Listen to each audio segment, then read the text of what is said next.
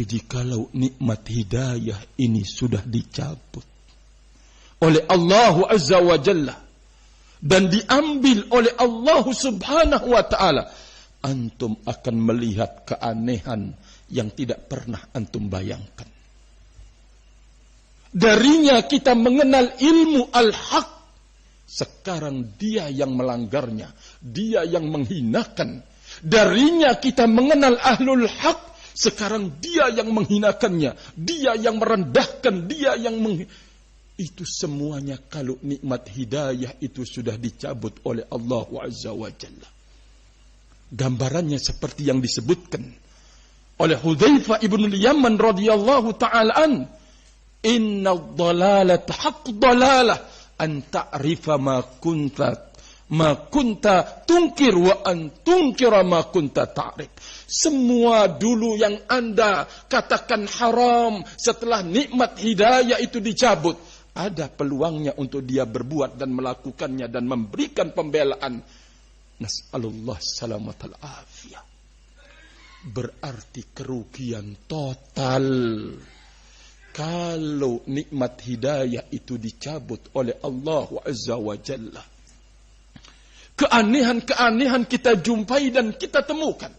Dulu orang yang benar-benar mengerti kalau ini berbahaya di dalam hidupnya, dia peringatkan kaum muslimin. Tetapi di saat nikmat hidayah itu diangkat, dulu yang diperingatkan karena bahaya bisa menjadi teman jalannya, teman hidupnya, teman seperjuangannya.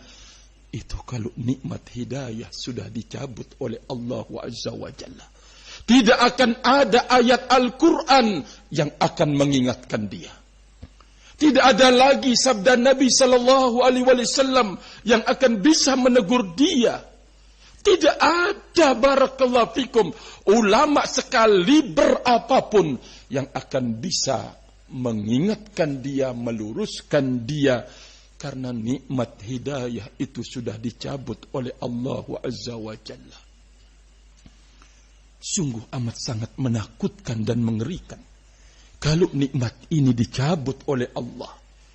Ketaatan-ketaatan yang dulu kita amalkan dan kita ajarkan, kita langgar. Dulu hal-hal yang kita peringatkan muslimin, kita sendiri yang melanggarnya. Di saat nikmat hidayah itu diambil dan dicabut oleh Allah Azza wa Jalla. Sehingga hukuman pencabutan hidayah itu, barakallahu fikum, lebih daripada sebelum dia mendapatkan hidayah. Lebih jelek dan lebih buruk, rahimani wa rahimakumullah, perangainya, barakallahu fikum. Dulu mungkin bagaimanapun dia punya jiwa premanisme, tidak akan kotor lisannya, mencela sana, mencela sini. Dapat hidayah, jadi baik. Tapi ketika, barakallahu fikum, nikmat hidayah itu dicabut oleh Allah Azza wa Jalla, Anda akan tidak pernah membayangkan bagaimana berani lidah dan lisan itu, barakallahu fikum, untuk kemudian berucap dan berkata. Nas'alullah salamatal afiyah. Maka oleh karena itu, ma'asyiral ikhwah, nikmat yang besar ini harus kita jaga. Karena hukuman Allah setelah seseorang mendapatkan hidayah lalu dicabutnya lebih mengerikan dan menakutkan. Bahkan, barakallahu fikum, dicabutnya hidayah dari dirinya itu sesungguhnya sebuah hukuman dari Allah Azza wa Jalla. Dari mana kita tahu? Allah Azza wa Jalla yaqul, falamma zaghu, terus azaghallahu qulubahum, terselewengkannya, dipalingkannya hatinya secara total, itu adalah sebuah hukuman, barakallahu fikum, disebabkan ada zag, ada zaik, ada, barakallahu fikum, kemauan dan keinginan untuk kemudian menyimpang dan menyeleweng.